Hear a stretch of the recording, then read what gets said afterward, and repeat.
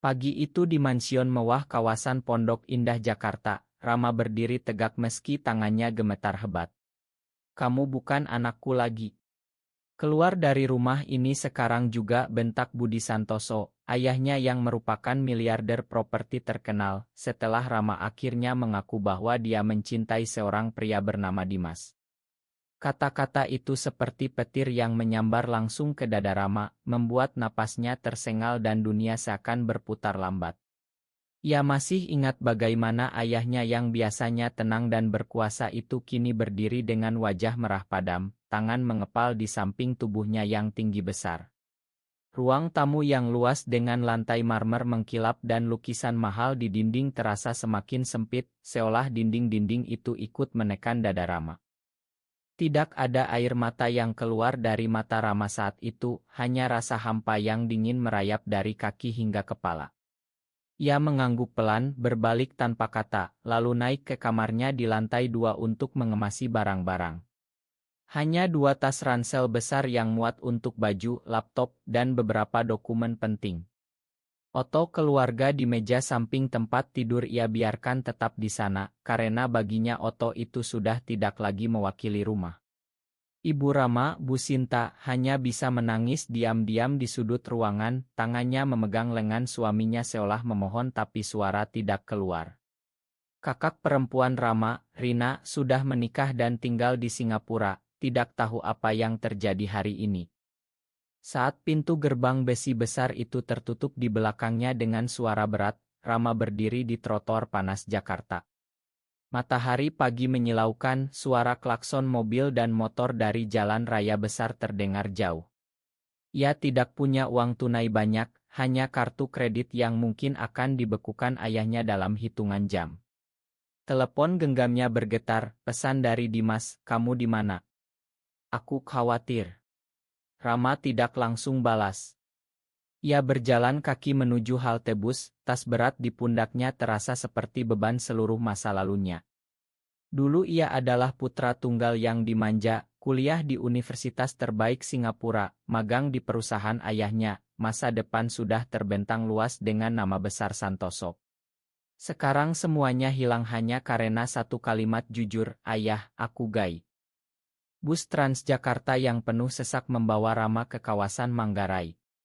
Ia duduk di pojok, kepala menunduk, memikirkan bagaimana ayahnya menemukan cat-cat rahasianya dengan Dimas. Budi Santoso tidak pernah curiga sebelumnya karena Rama selalu tampil sempurna di depan umum, ikut acara keluarga, tersenyum di oto-oto bisnis. Tapi semalam, saat ayahnya meminjam ponsel Rama untuk menelepon, semuanya terbongkar. Tidak ada penjelasan panjang, tidak ada diskusi. Hanya penolakan mutlak. Di Indonesia, di mana keluarga adalah segalanya dan nama baik lebih penting dari nyawa, Rama tahu ia telah melanggar aturan tak tertulis. Sesampainya di sebuah kos sederhana di Tebet yang ia pesan secara online dengan sisa saldo, Rama duduk di lantai kamar kecil berukuran 3x4 meter. Dinding catnya sudah mengelupas, kasur tipis dan kipas angin tua menjadi satu-satunya teman. Ia menangis untuk pertama kalinya, tangis yang tertahan sejak pagi tadi. Kenapa harus seperti ini, gumamnya pada diri sendiri. Malam itu ia menelepon Dimas, suaranya parau. Dimas yang tinggal di Bandung sebagai guru seni di sekolah menengah langsung menawarkan diri datang besok. "Kita hadapi bersama, Ram," kata Dimas lembut. Kata-kata itu memberi sedikit kekuatan, tapi Rama tahu perjalanan ini baru saja dimulai. Besok ia harus mencari pekerjaan, apapun itu, karena rekening banknya hanya tersisa beberapa juta rupiah. Ia tidak mau meminta bantuan siapapun, termasuk ibunya yang pasti akan diam-diam mengirim uang, tapi itu berarti mengkhianati ayahnya. Rama ingin membuktikan bahwa ia bisa berdiri sendiri, meski hatinya masih hancur lebur. Pagi kedua setelah diusir, Rama bangun dengan mata bengkak dan perut kosong. Ia keluar mencari warung nasi uduk di pinggir jalan Tebet, makan dengan cepat sambil membuka laptop di meja kecil warung. Lowongan kerja apapun ia lamar, dari marketing sampai admin. Tapi setiap kali formulir meminta nama ayah atau alamat rumah permanen, hatinya mencelos. Ia menulis alamat kos baru dan meninggalkan kolom ayah kosong. Siang harinya ia mendapat panggilan wawancara dari sebuah startup kecil di kawasan Sudirman yang membutuhkan content writer untuk media sosial. Gaji yang ditawarkan kecil, hanya cukup untuk kos dan makan sehari-hari, tapi Rama menerima dengan senang hati. Di kantor kecil itu, ia bertemu dengan Andi, rekan kerja yang langsung ramah. Andi, pria berusia 30 tahun asal Surabaya, tidak banyak bertanya saat Rama bilang ia baru pindah dari rumah orang tua. Jakarta keras, bro, tapi kita bisa surye, kata Andi sambil menepuk bahu Rama.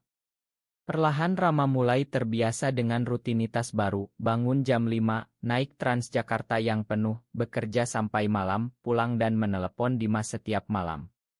Dimas datang akhir pekan itu membawa tas kecil berisi baju dan buku.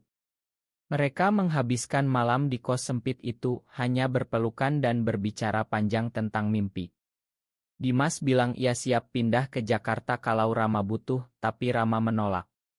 Kamu punya pekerjaan stabil di Bandung, jangan rusak karena aku, katanya. Namun tekanan mulai datang dari dalam diri Rama sendiri. Setiap kali melihat berita di televisi tentang keluarga besar atau acara Idul Fitri yang sebentar lagi tiba, hatinya sakit. Ibu Rama menelepon diam-diam, suaranya bergetar. Ayah masih marah, nak. Tapi ibu selalu doakan kamu. Rama tidak berani bertanya apakah ayahnya pernah menyebut namanya lagi. Di kantor, saat rekan-rekan bercerita tentang pacar atau rencana nikah, Rama hanya tersenyum dan mengalihkan topik. Ia takut kalau rahasianya terbongkar, ia akan kehilangan pekerjaan ini juga. Indonesia memang tidak melarang secara hukum, tapi di dunia kerja dan masyarakat biasa, prasangka masih sangat kuat. Suatu malam, setelah gaji pertama masuk, Rama membeli tiket kereta ke Bandung untuk menemui Dimas. Di kereta yang bergoyang pelan melewati sawah-sawah hijau, Rama menulis di buku catatan kecilnya, hari ini aku sadar, aku bukan lagi anak Budi Santoso. Aku adalah Rama, pria yang harus membangun namanya sendiri. Di Bandung, Dimas menyambutnya di stasiun dengan pelukan hangat yang membuat Rama merasa aman untuk pertama kalinya sejak diusir. Mereka berjalan-jalan di Jalan Braga, makan mie kocok, dan berjanji akan saling dukung apapun yang terjadi. Tapi saat Rama pulang ke Jakarta, pesan dari nomor tak dikenal masuk, kamu masih anak ayahmu. Jangan buat malu keluarga. Rama tahu itu pasti dari orang suruhan ayahnya. Tekanan tidak berhenti, malah semakin berat. Di kantor, Andi mulai curiga melihat Rama sering melamun. Ada masalah apa, Ram? Kamu kelihatan seperti orang yang kehilangan segalanya. Rama hampir menceritakan semuanya, tapi ia menahan diri. Belum waktunya. Ia fokus bekerja, menulis konten tentang startup dan inovasi, belajar SEO dan digital marketing di waktu luang. Setiap malam ia belajar online kursus gratis tentang bisnis online. Ide mulai muncul di kepalanya, sebuah platform yang menghubungkan seniman lokal dengan pembeli, terinspirasi dari Dimas yang guru seni. Rama tahu ini bisa jadi jalan keluar, tapi ia butuh modal kecil dan keberanian lebih besar. Perlahan, di tengah kesulitan hidup sehari-hari, Rama mulai merasakan kekuatan baru dalam dirinya yang dulu tidak pernah ia tahu ada. 6 bulan berlalu sejak Rama diusir. Gaji kecilnya sudah cukup untuk hidup sederhana, tapi mimpi platform seni itu semakin besar. Ia bertemu dengan seorang teman baru di komunitas kreatif Jakarta, seorang desainer bernama Sinta yang ternyata juga mengerti perjuangan Rama tanpa perlu Rama cerita detail. Sinta memperkenalkan Rama dengan investor kecil yang tertarik dengan ide platform bernama Delukisku. Modal awal yang didapat hanya 50 juta rupiah, tapi itu cukup untuk membuat website sederhana dan aplikasi mobile pertama. Rama bekerja siang malam di kos, coding sendiri dengan tutorial YouTube, sementara Dimas membantu dari Bandung dengan desain grafis. Hubungan mereka semakin dalam. Setiap akhir pekan Dimas naik kereta ke Jakarta, mereka menghabiskan waktu di kai kecil atau berjalan di Taman Suropati. Tidak ada yang mewah, hanya kebersamaan yang membuat Rama merasa hidup lagi. Aku bangga sama kamu, bisik Dimas suatu malam saat mereka duduk di bangku taman. Kata-kata itu menyembuhkan luka lama Rama. Namun tidak semua berjalan mulus. Suatu hari Andi dari kantor lama menelepon, bilang ada rumor di kalangan bisnis Jakarta bahwa Rama adalah anak Budi Santoso yang diusir karena masalah pribadi. Andi bertanya langsung, kamu gaya? Rama mengangguk pelan lewat telepon dan Andi hanya diam sebentar lalu bilang, ya aku tak temanmu, bro. Jangan khawatir. Dukungan itu memberi Rama kekuatan untuk terus maju. Platform lukisku mulai mendapat pengguna pertama dari komunitas seni Bandung dan Yogyakarta. Rama bepergian naik kereta ekonomi ke Yogya untuk bertemu seniman lokal, mendengar cerita mereka tentang kesulitan menjual karya di era digital. Ia merasa terhubung karena ia juga sedang membangun hidup dari nol. Di Yogya, ia tinggal di kos murah dekat Malioboro, belajar budaya Jawa yang kaya tapi tetap menjaga rahasianya.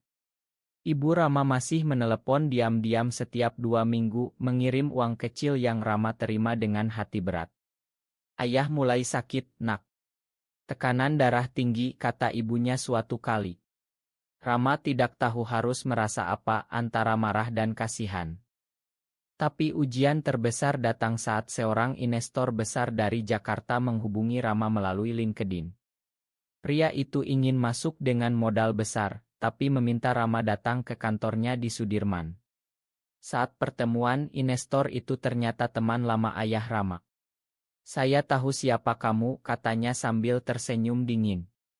Budi Santoso bilang kamu sudah tidak ada hubungan lagi dengannya. Tapi bisnis tetap bisnis. Rama merasa seperti diuji lagi. Ia menolak tawaran dengan sopan, memilih tetap independen. Malam itu ia menangis di kamar hotel murah, merasa sendirian lagi. Dimas menelepon, mendengarkan cerita Rama tanpa menghakimi. Kita bangun dari bawah, Ram. Bersama. Kata-kata itu membuat Rama bangkit keesokan harinya dengan tekad baru. Platform lukisku resmi diluncurkan bulan berikutnya, dan dalam waktu 2 minggu sudah ada 1.000 pengguna. Kesuksesan kecil ini terasa seperti kemenangan besar bagi Rama yang dulu diusir tanpa sepeser pun. Tahun kedua, lukisku berkembang pesat. Rama pindah ke apartemen kecil di kawasan Kuningan, masih sederhana tapi sudah punya ruang kerja sendiri. Tim kecilnya bertambah menjadi 5 orang, termasuk Sinta yang jadi partner desain. Dimas akhirnya pindah ke Jakarta, meninggalkan pekerjaannya di Bandung untuk membantu Ultime sebagai creative director. Mereka tinggal bersama, hubungan mereka semakin kuat meski harus selalu hati-hati di depan umum. Di Indonesia, berpelukan di tempat umum masih berisiko, tapi di apartemen mereka bisa menjadi diri sendiri. Namun pengkhianatan datang dari dalam. Salah satu anggota tim baru, seorang programmer bernama Ajar, ternyata menyimpan dendam pribadi. Ia menemukan chat lama Rama dengan Dimas di laptop kantor dan mengancam akan menyebarkan ke media jika Rama tidak memberi saham lebih besar. Rama merasa dunia runtuh lagi. Malam itu ia duduk di lantai apartemen, tangan memegang kepala. Kenapa orang selalu memanatkan kelemahanku? Dimas memeluknya erat, bilang mereka akan lawan bersama. Mereka memecat Ajar secara resmi dengan bukti pelanggaran kontrak, tapi berita kecil sudah bocor di grup WhatsApp industri kreatif. Beberapa klien mundur, investor ragu. Rama harus bekerja 2 kali lipat, menghadiri meeting demi meeting sambil menyembunyikan luka hatinya. Di tengah krisis itu, Rama mendapat undangan acara reuni keluarga besar dari pihak ibu. Ia ragu, tapi ibunya memohon. Saat tiba di rumah mewah keluarga di Menteng, ayah Rama tidak hadir. Tapi tante dan paman menatapnya aneh, bisik-bisik. Rama meninggalkan acara lebih awal, hatinya sakit. Perjalanan pulang dengan taksi terasa panjang. Ia mulai meragukan pilihan hidupnya. Mungkin seharusnya aku menikah dengan wanita seperti yang ayah inginkan, gumamnya suatu malam pada Dimas. Dimas marah untuk pertama kalinya. Kamu bukan hidup untuk ayahmu, Ram. Kamu hidup untuk dirimu sendiri. Percakapan itu menjadi tik balik. Rama memutuskan untuk terapi online dengan psikolog yang mengerti isu belajar menerima dirinya sepenuhnya. Krisis bisnis diatasi dengan peluncuran itur baru di Lukisku Marketplace untuk seni digital. Penjualan naik 3 kali lipat dalam 3 bulan. Media mulai memberitakan startup lokal sukses di tengah pandemi. Rama diundang wawancara di televisi nasional, tentu saja tanpa menyebut nama ayahnya. Ia mulai merasa percaya diri lagi. Tapi di balik senyum di layar, ia masih membawa luka lama. Dimas selalu ada di sisinya, menjadi ancor yang kuat. Persahabatan dengan Andi dan Sinta juga semakin dalam, mereka menjadi keluarga pilihan Rama. Perlahan, Rama belajar bahwa keluarga bukan hanya darah, tapi juga orang-orang yang menerima dirimu apa adanya. Tahun ketiga menjadi tahun kemasan bagi Rama. Lukisku sudah memiliki lebih dari 100.000 pengguna aktif, kantor permanen di kawasan Jakarta, dan ekspansi ke Bali dan Surabaya. Rama kini menjadi pembicara di konferensi startup, namanya disebut di majalah bisnis sebagai Young Entrepreneur Inspirati. Uang mengalir, tapi Rama tetap hidup sederhana, hanya membeli rumah kecil di Bali untuk akhir pekan bersama Dimas. Di sana, jauh dari hiruk-pikuk Jakarta, mereka bisa berjalan bergandengan di pantai tanpa takut. Momen-momen itu menjadi obat bagi jiwa Rama yang pernah hancur. Suatu hari, berita besar datang. Sebuah perusahaan multinasional ingin membeli Lukisku dengan harga yang membuat Rama terpana. Ia menolak tawaran itu, memilih tetap mandiri dan membuka cabang di beberapa kota kecil untuk memberi kesempatan seniman daerah. Keberhasilan ini sampai ke telinga Budi Santoso. Rama tahu karena ibunya menelepon dengan suara campur antara bangga dan sedih. Ayah melihat berita tentang kamu di televisi. Dia diam saja, tapi aku tahu dia menangis di kamar kerjanya. Rama tidak langsung bereaksi. Bagian dari dirinya ingin menelepon ayahnya, tapi bagian lain masih terluka dalam. Ia memilih fokus pada pertumbuhan perusahaan dan hubungannya dengan Dimas. Di Bali, saat matahari terbenam di pantai Seminyak, Dimas berlutut di pasir dan mengajak Rama untuk hidup bersama selamanya, bukan pernikahan resmi tapi janji setia di hadapan Tuhan dan diri mereka sendiri. Rama menangis bahagia, mengangguk. Malam itu mereka merayakan di teras rumah kecil mereka, hanya berdua, dengan lilin dan musik lembut. Rama merasa akhirnya ia menemukan rumah yang sesungguhnya. Tapi kesuksesan juga membawa tantangan baru, paparai kecil mulai mengikuti, rumor tentang orientasi seksualnya mulai beredar di media sosial. Rama memilih tidak menjawab, fokus pada karya. Ia mendirikan yayasan kecil untuk mendukung seniman yang mengalami diskriminasi, tanpa mempublikasikan namanya sebagai pendiri. Saat konferensi besar di Jakarta, Rama bertemu dengan mantan rekan ayahnya. Pria itu berbisik, Budi sering menyebut namamu akhir-akhir ini.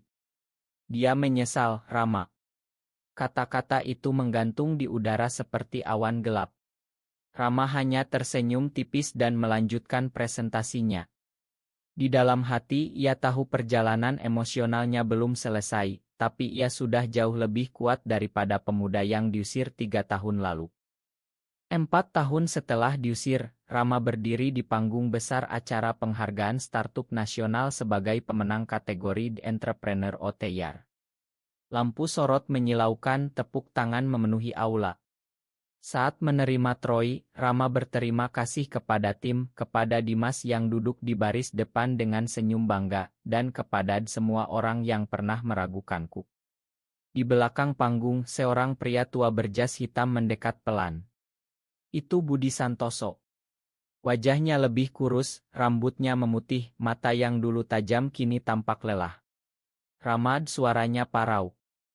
Rama membeku sebentar, lalu mengangguk sopan. Budi melanjutkan dengan suara bergetar, aku salah. Aku menyesal setiap hari sejak mengusirmu. Perusahaan ayahmu sekarang tidak sama tanpa kamu. Rama melihat air mata di mata ayahnya yang dulu tak pernah menangis. Tapi luka yang dulu terlalu dalam. Terima kasih sudah datang, Pak. Tapi aku sudah punya keluarga baru sekarang. Rama berbalik, meninggalkan ayahnya berdiri sendirian di koridor mewah itu.